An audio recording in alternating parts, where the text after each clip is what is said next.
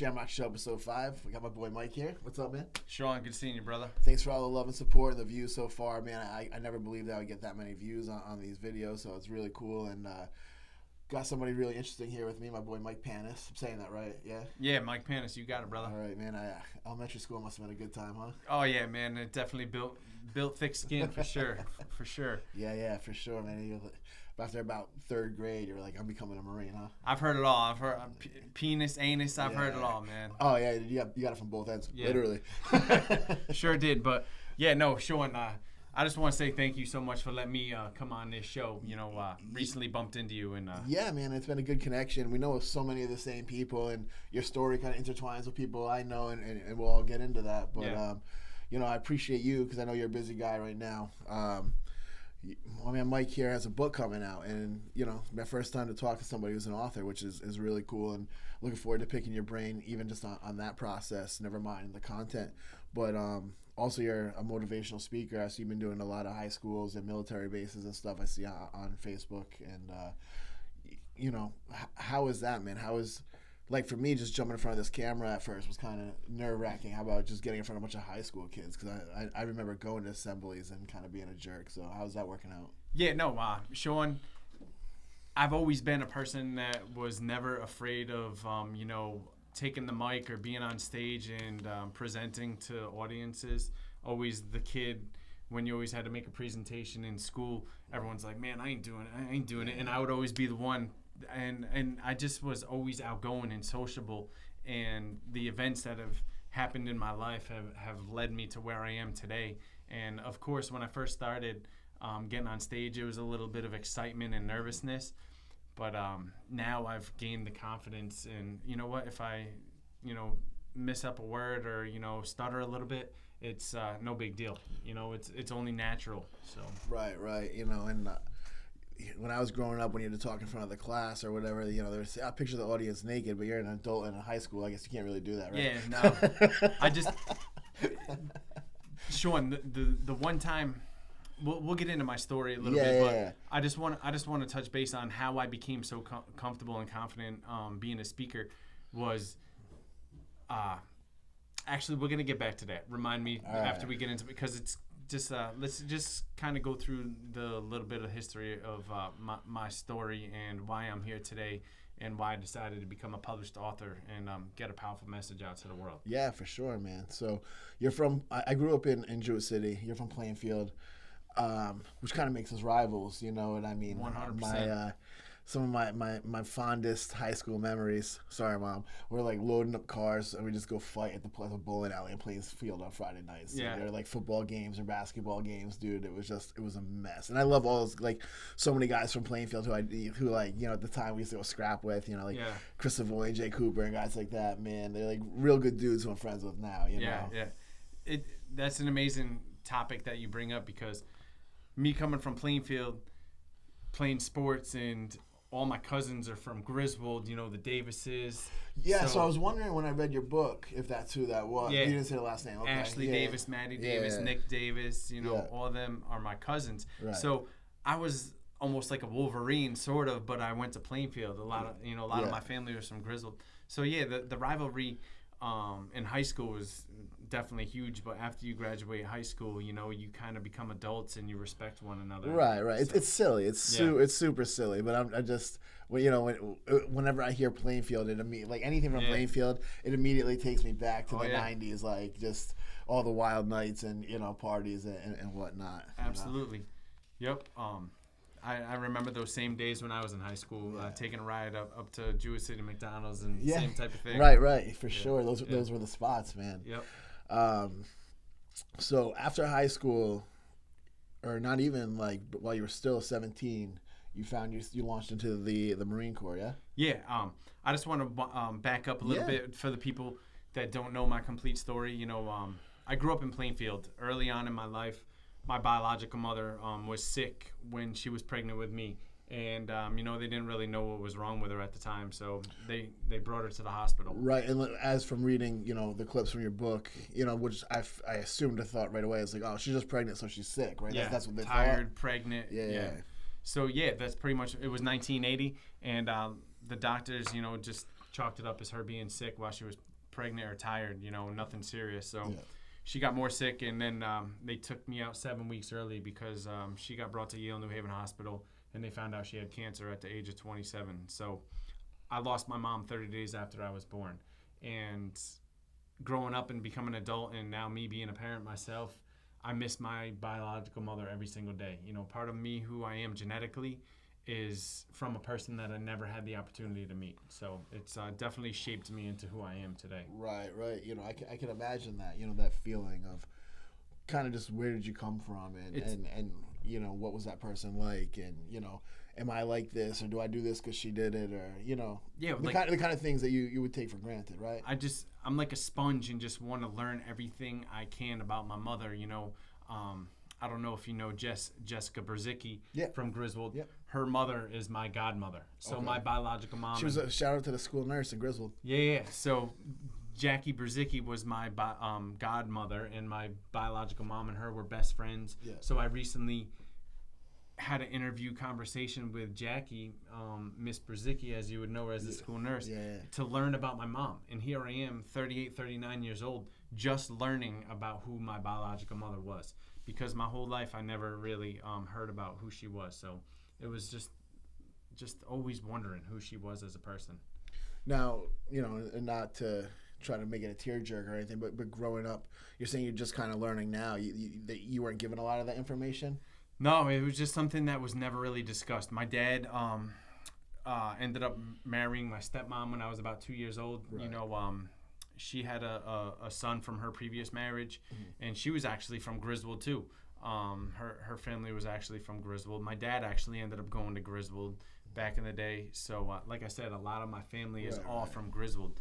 So my dad met my stepmom, and she was a great mother. I was the youngest of three. My sister is about 1.5 years older than me, and I had a regular life. I played sports, I hunt, I fish. We went camping at Holtville. Yeah. We just had a regular life. And, in the environment that you grow up in, that is the only life that you really know.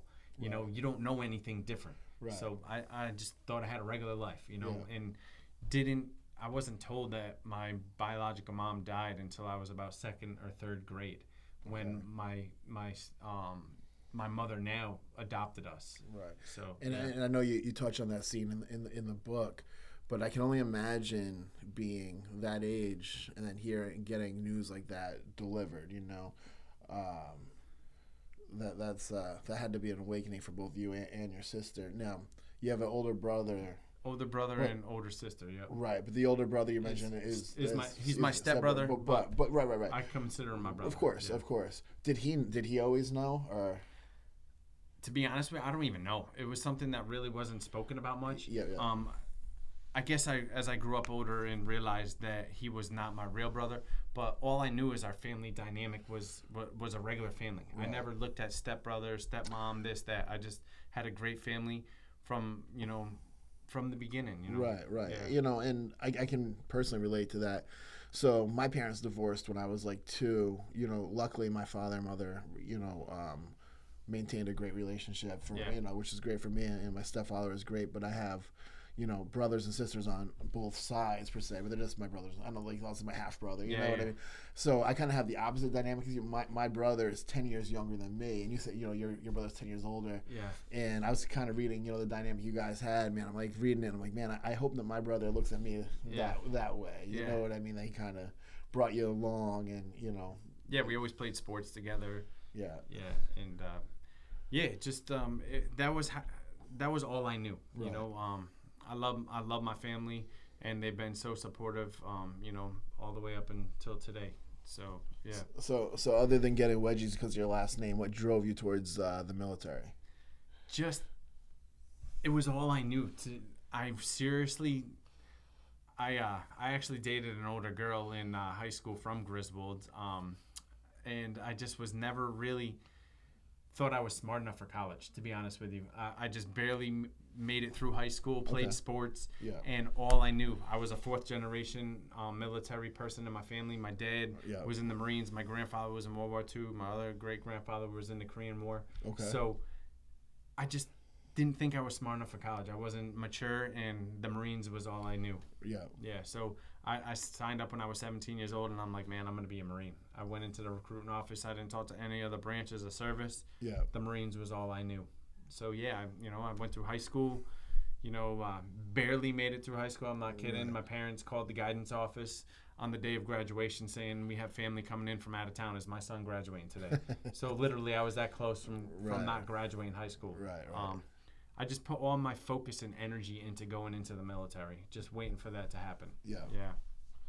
So, after I graduated high school, I leave for boot camp. I still remember that morning. I was living on Tarbox Road, Richie Davis's parents' old house. I think Richie Davis lives there today. Okay. And I remember that recruiting car pulling up, the drive. I still can remember it like it was yesterday. Yeah. And leaving for boot camp. Yeah, it's got to be an intense feeling, like I moved away in 2004. I lived in California for a year, and it's by choice. Not that the military isn't by choice, but I could have come back at any time. But just when you're, I still remember being in the car on the ride to the airport, like, man, like I'm really leaving everything. And, I guess doing that, but also knowing the chance you could go to war is like multiply that, right? Yeah, just I talk about it in my book is a lot of the unknown, what to expect, what's going to happen. But I trusted in the military that they would prepare me for anything that I needed to be prepared for. Yeah. My dad was a Marine. If he did it, I can do it. That was kind of the motivating factor to me. My dad went through at a very difficult time during Vietnam. Yeah. And when I went in, it was definitely not as difficult as it was during Vietnam time. Yeah, for sure. So I was mentally prepared because I knew that I had what it took, because if I could follow my dad's footsteps, I would do just fine. You were in the Marines, though, at the time of 9/11, yeah? Yeah, I was. I served down in New Orleans, Louisiana. I got stationed at a base down there, and I remember sitting at my desk, and we had this lieutenant colonel come into our office, and he's like, "Oh, did you hear that a plane crashed in the World Trade Center?" And we all just thought it was like some dude, farmer, crop dusting plane that got lost off track and bumped into the Twin Towers. None of us knew what was happening.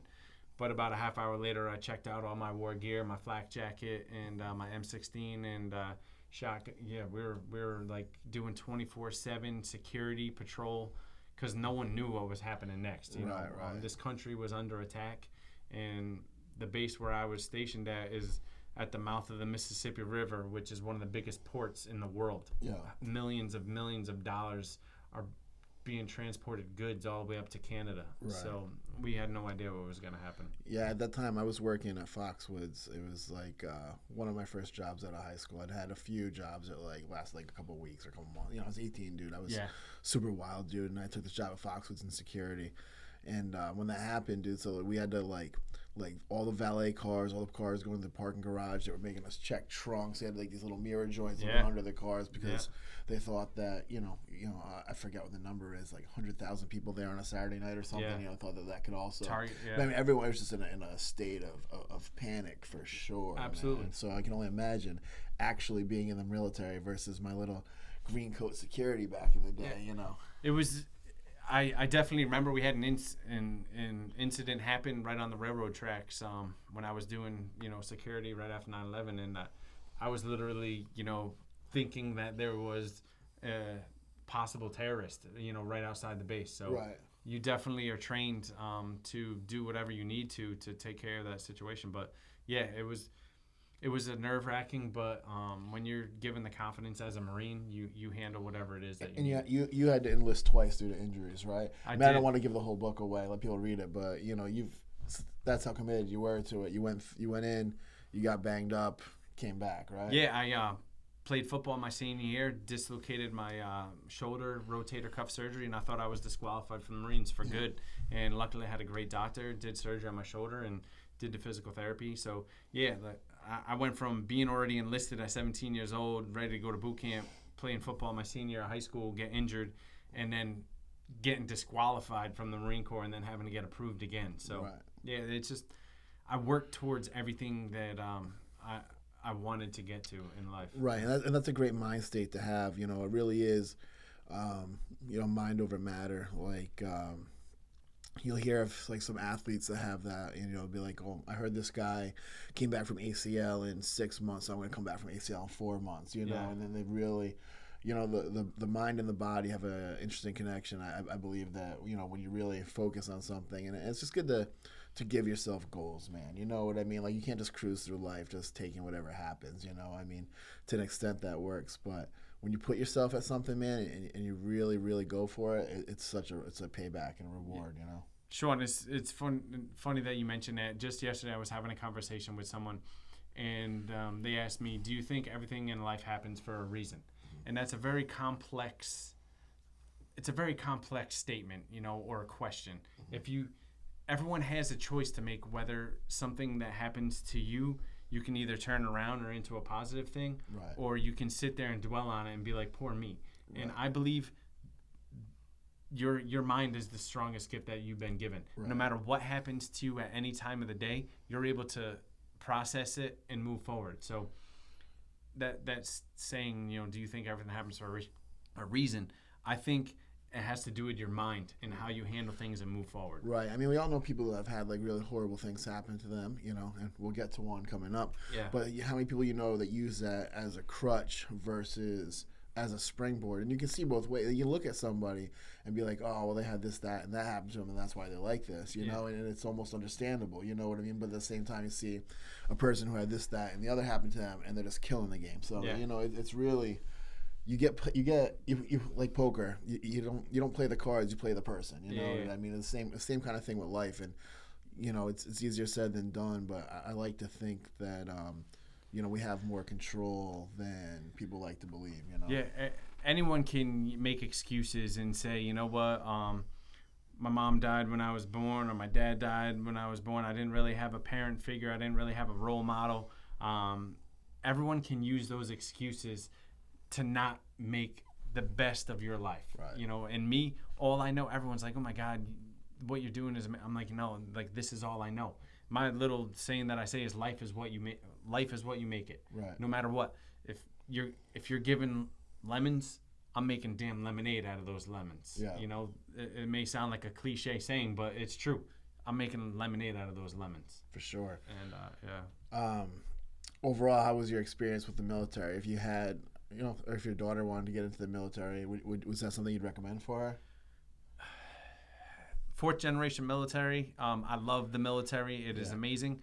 However, sometimes I don't really agree with everything that the United States is getting involved in. I don't want to get big into politics or anything like that, but you know what? Keep this country safe. Right. Keep this country safe. Do everything you can to keep the people in the United States safe. And homeland security is huge. Right. You know why? I think that's a feeling that a lot of people have. So I'm not a political, I'm not big into politics. You know what I mean? I just kind of see things like, well, this makes sense. This doesn't make sense. Yeah. But the general consensus, man, I think that people really do feel like, you know, we stick our nose in way more stuff than we need to when we could be focusing it inward. You know what I mean? Just like a simple example, I saw the movie American Sniper with Chris Kyle. Yeah, I still haven't seen it. Like, everyone says it's a great movie. I still haven't seen it. I think Bradley Cooper was the actor in it. And I saw that movie in the movie theaters. And after I watched that movie, I immediately left that movie and I was like, damn, I don't even know if I would ever support my own daughter to go into the military today. Because I'll just share something real quick. Yeah. Obviously, me being a former Marine and fourth generation military, my first, like I just said, is to keep this country safe. Right. You know, we're sending soldiers overseas to Afghanistan and Iraq to hunt out terrorists, you know. Right. And those terrorists, we capture or kill those terrorists. There's 5, there's 10, there's 20 more waiting in line to take over that. Right. It's a religion that is against the United States, and that's going to go on far after you and I are here. Right.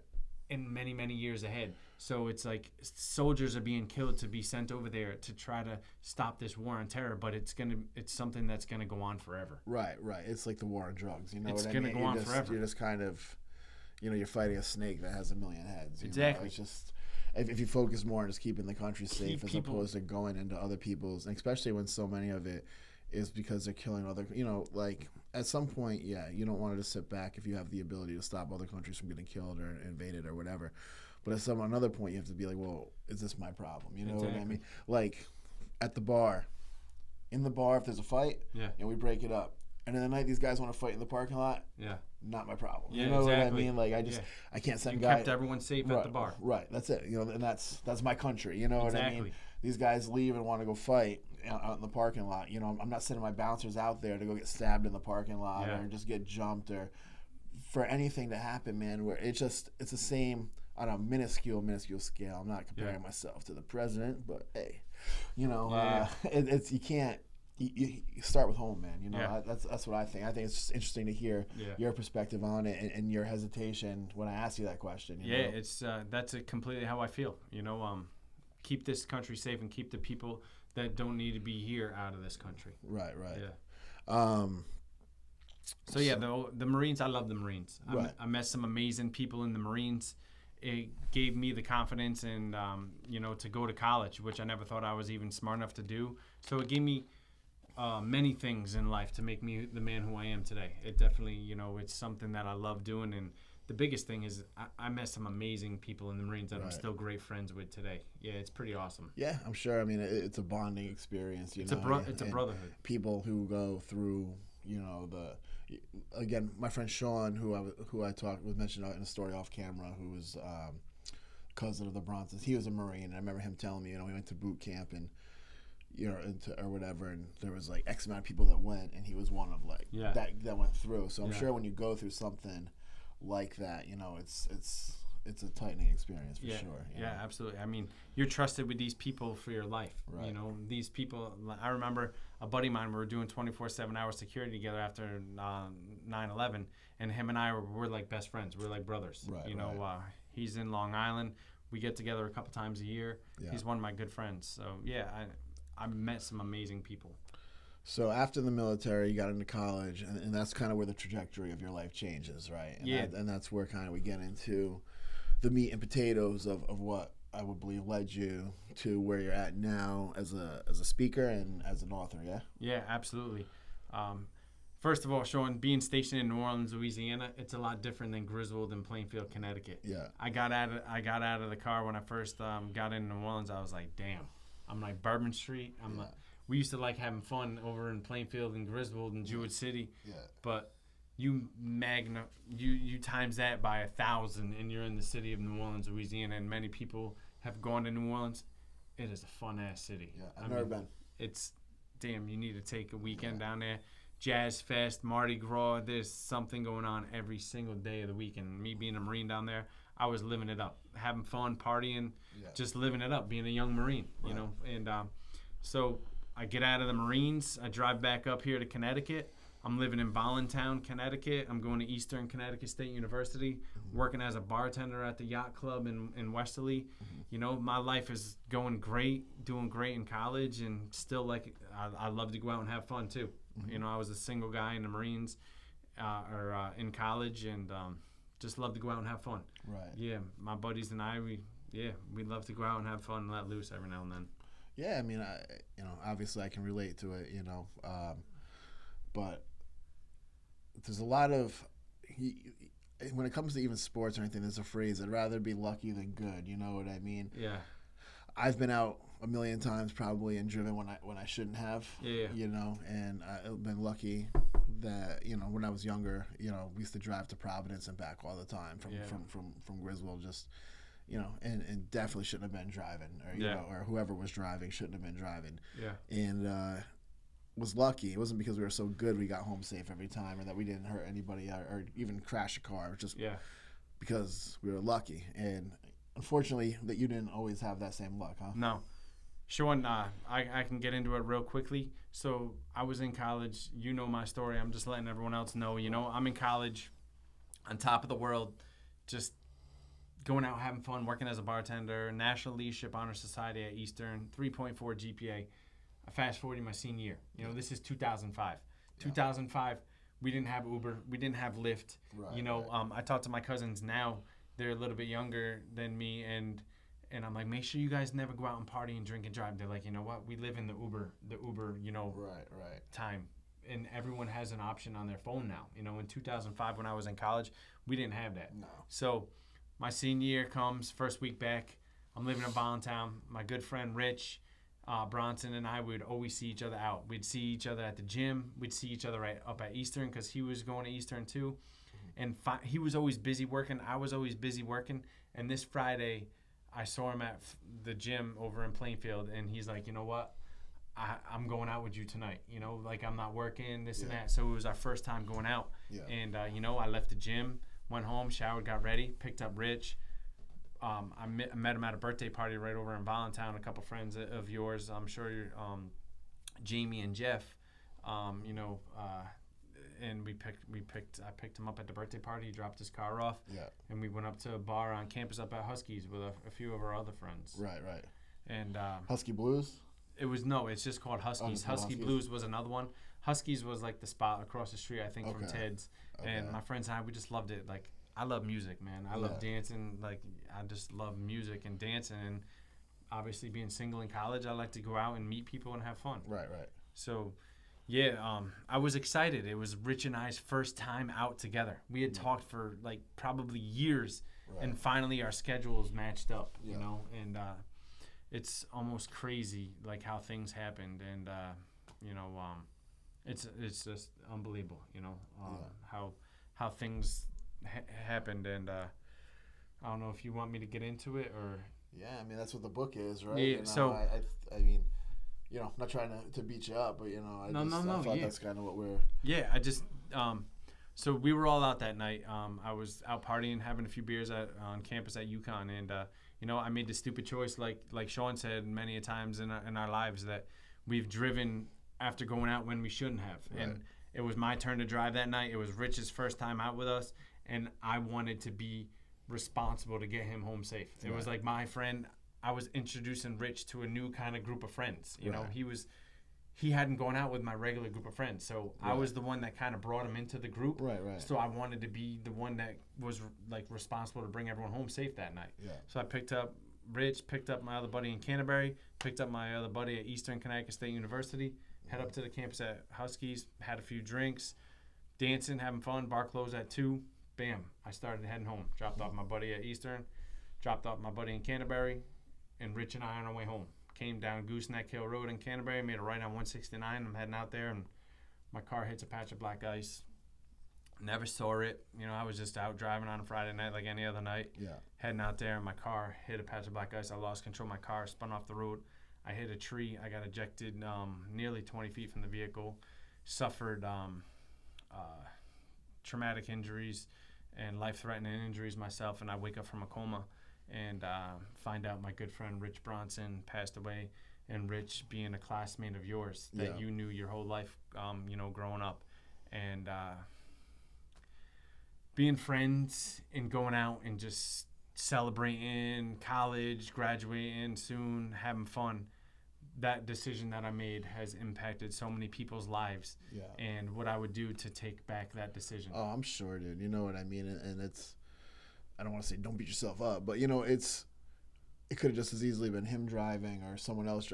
I know because I've been there. You know what I mean? And it's just, you know, sometimes you're lucky and sometimes you're not. And especially this day and age, there's no reason to push your luck. You know, like. No. We didn't have any kind of public transportation growing up, and you know there wasn't. We take a cab anywhere, you know what I mean? It'd be $150 to take a cab. Right, it's not like New York City where now you can just be like, oh, cool, I'm gonna go here, I'll see you in 10 minutes. You know, and it's a wrap, you know. So, like the people who come to my bar, man, you know, we offer a bus. We have a shuttle bus, and it'll pick you up and bring you home within 5 miles of the bar. You know, and outside all the Ubers, man, but. Every once in a while, you know, I hear about someone getting a DUI, leaving the bar, and it's like, dude, like you have every option. Right. Don't do that to yourself, man. You know what I mean? Speaking of that, I'm driving for Uber now, and I've picked up a few people over at Sunset Ribs. Recently. So, to kind of catch everyone up, you know, I'm a motivational speaker, about to be a published author, and I quit my full-time job 7 months ago to put everything into being a speaker and publishing my book. So I drive for Uber on my free time when I don't have my amazing little daughter. Yeah, it's always especially I feel like in America, like I go to Ireland almost every year, and there, dude, like you get in the cab or the Uber, and they don't have a Lyft. What's it called? Halo. It's called Halo. It's Yeah. another app they got over there. And dude, but it's like so awesome because they're just like they'll tell you a million stories and blah blah blah. And I get, and you know, I'm like, man, if you take a taxi in America, like half the time they don't even speak English, and they do. They don't really care about what you have to say. Exactly. You know what I mean? But you know, with Uber, you know, when you get like a regular dude driving you, it's like, do I just sit here like, you know, driving Miss Daisy, or like, dude, like, I don't know if I want to bother him. I don't know if he's bothering me. I don't know the tactics of it. I mean, my worst Uber story, like St. Patrick's Day parade a couple of years ago, me and my girlfriend were both puking out the side of the window. And we got that fee there. That, man, probably $150 or whatever. Yeah. We didn't puke in the car, but it was on the outside of the car. Oh, dude, speaking of Uber, so I just saw a story on Google the other day, and I hope that you're not guilty of this. I saw, so you know how they have with the rates, when the rates go up, what do they call that? During like a peak time? Yeah. So I read in all these different cities. Do you know what I'm talking about already? Where Uber drivers are getting together and they all turn off their phones at the same time so that there's no Ubers available, and then they all power back up at the same time, and all you guys get that.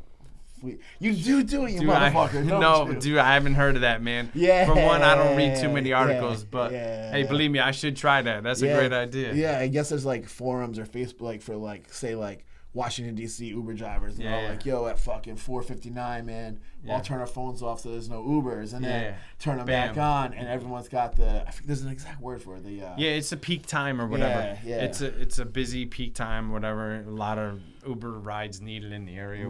I've seen that come up before. You probably invented it. You I wish, man. I wish I was that smart. You salesman, motivational speaker, man. You probably came up with it. Man, I live my life. I walk a fine line.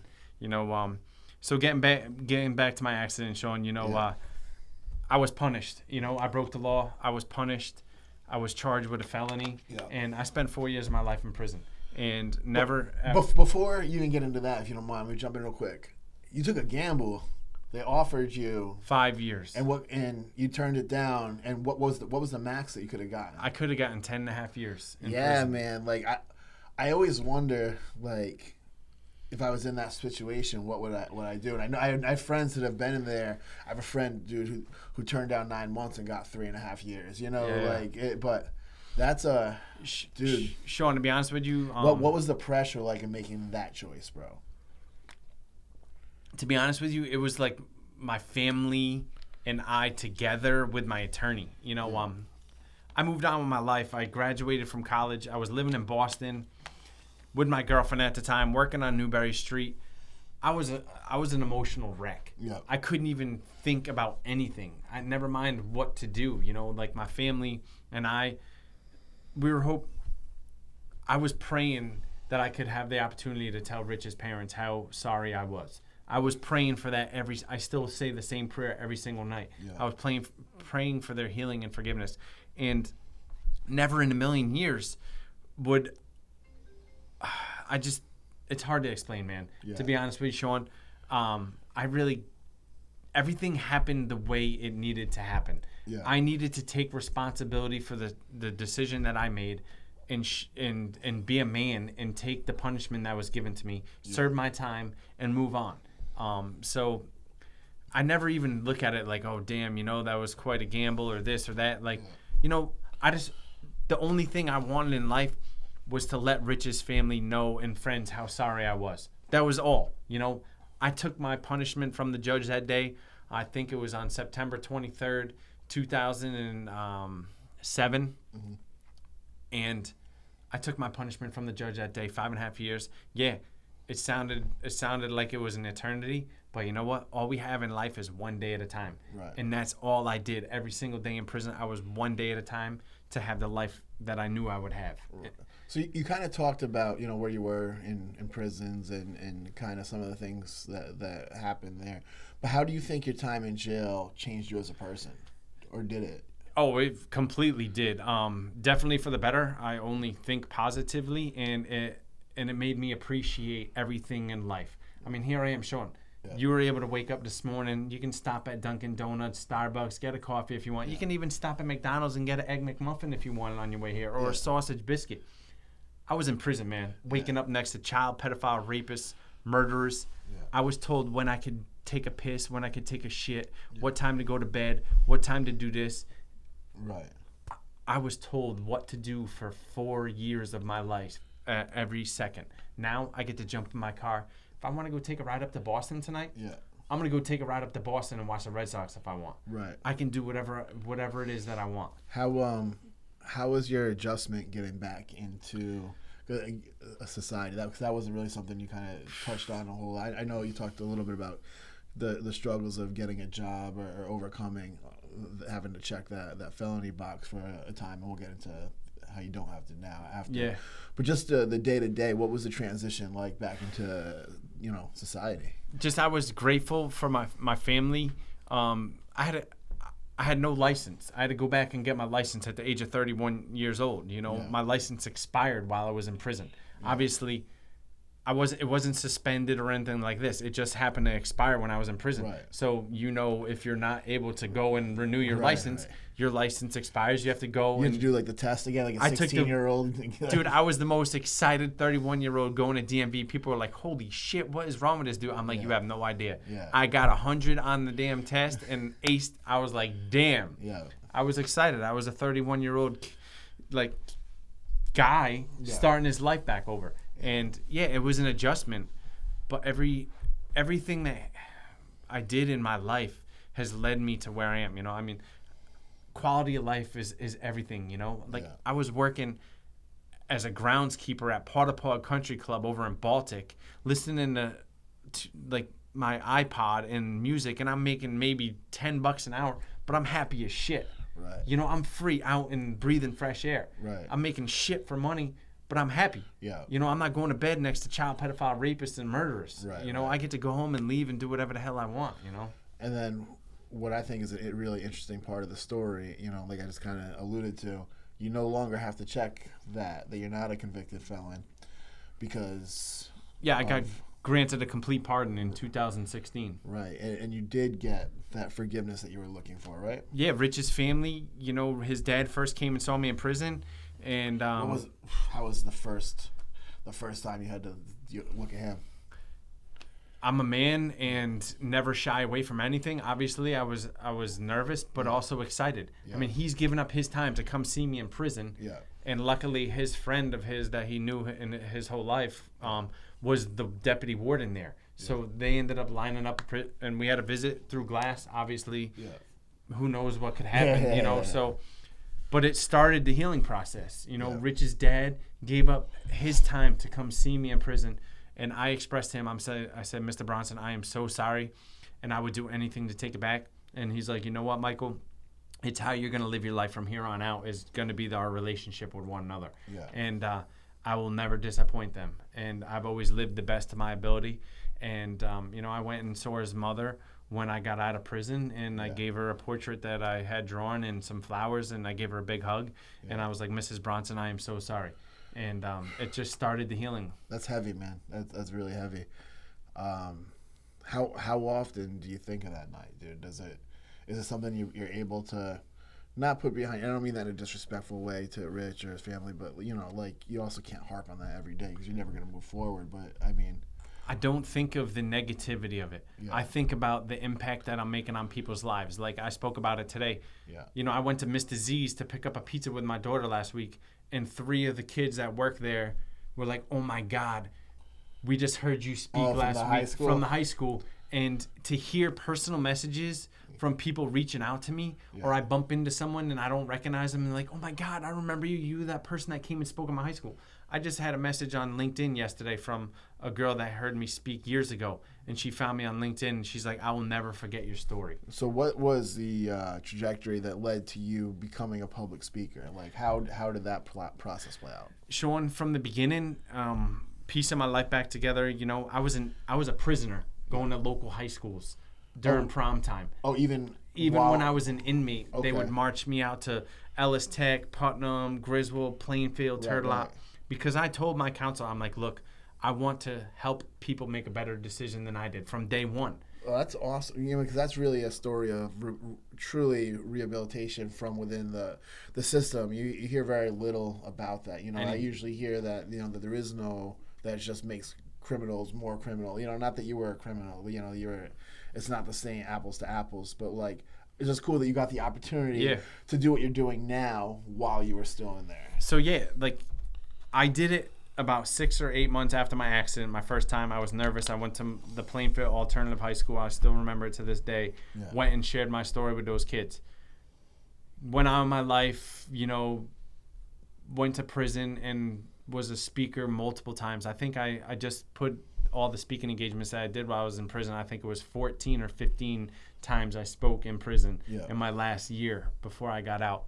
And I got out of prison, started to get my feet under me, getting back on my feet and getting a real job, working sales. I got married, ended up having a beautiful daughter. And when I had those sales jobs, I was just missing something in my life. I was missing something, the passion, and just people would come up to me when I would go and speak out of my free will. I would go and just speak out of high school here or there, or go to a military base here or there, and just share my story. And people would come up to me afterwards and they're like, you know what, you have a gift. I've never seen anyone capture an audience like you. I'm like, yeah, whatever. I got a real job. Right. I'm like, whatever. Like, this is what I was doing to give back, you know, to make a difference in people's lives. And, you know, I wasn't even getting paid. I was doing it voluntarily and going out and giving my time. So, yeah, I remember to where I am today, you know, the first time someone actually paid me to go and speak. Yeah. And now here I am, you know, my daughter and I. So I got a deal. You're doing it for free. Yeah. We got to consultate, you know, like Sean, you know what? I always tell people it's never about money. Yeah. I always want to make a difference in people's lives. I mean, I was able to go to New Mexico with my daughter and speak to thousands of soldiers out in New Mexico and go trick-or-treating in New Mexico. I never would have had this opportunity. You know, so at what point did you decide that you wanted to write a book, that this was something that a wider audience needed to hear, or like how did that process come into play? Just knowing that you're a speaker and you have a passion and a purpose to get your story out to a larger audience. Me, I'm one person. I can only be in one place at one time. Right. You know, driving here, driving there, flying here, flying there. I can get my story to so many more people and show them that anything is possible no matter what you go through in your life. So that was the motivation of, you know, sitting down and getting my thoughts on paper and getting it out to the world.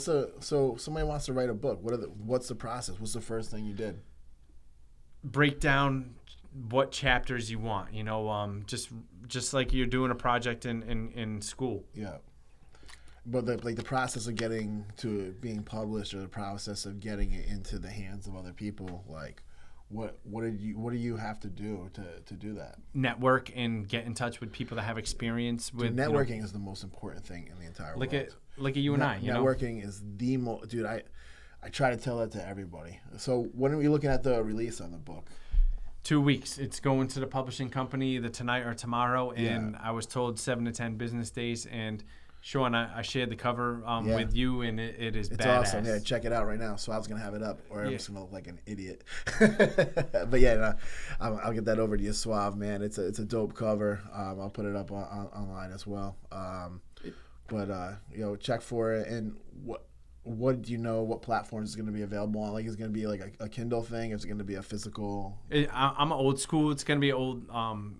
Hard physical, tangible, but it is also going to be released on, you know, Kindle and all those other Google things. Play and those kind of things. Yep. You can find me. It's gonna be like on Amazon. It's gonna be on Barnes and Nobles. But anyone that wants to find the book, it's gonna be connected to all my social media. Right. And Sean will be able to put that up on Mike Panus, MikePanus. And I'll share all those links on the page on the Shamrock Show Facebook page. But Mike Panus, Changing Lives on Facebook. Inspiring lives. I'm sorry, Inspiring Lives it's all good. And you know, you've got an Instagram, but you don't really use that. Check that out. I do. Someone hacked my Instagram, so I have two of them. Yeah. So I have Mike Panus Inspiring Lives, one with like 350 posts, and then one with like 0 posts. Oh yeah, so that's the one I found when I was looking to check it out. Okay, okay. You'll have to. Yeah, I'll find the genuine article. Yeah, the official tissue. hacked one. But Yeah, so I'm just excited, and I cannot wait to go out and share, my story with the world, because it's about redemption, and it's about perseverance, and, being humble and being grateful. And I am all those things, and no matter what it is, I just want to be the best person I can today and just be a little bit better tomorrow. That's all. Well, yeah, man, I hope that people, especially like, I know a lot of my friends in their 20s that come to my club, check out this show, man. I hope that they really take it to heart, man, because it can happen to anybody, it absolutely. And it's,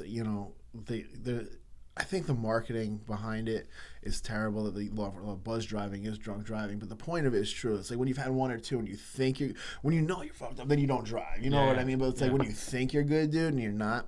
That's the time that it's most endangering, man. So I hope people take something from this, man, and really grab the book. I had a great time. I'll really read through the whole thing. I just got it on Sunday, so I went through the chapters that I knew I wanted to touch base on, and I read those.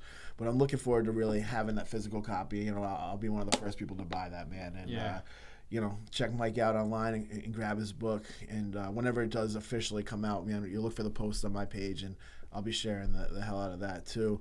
Normally with the Shamrock show, we have a toast of whiskey at this point, but we're gonna drive sober home today. Sean, man, thanks. Cheers. It was so awesome to have you. Yeah, man, I appreciate you taking an hour of your day to come hang with me, buddy. You bet. Let's do a shot of some water. Yeah, Ready? Let's do it. Cheers. Everyone, man, thank you so much. Cheers. Cherish every second of your life, man. Thank you.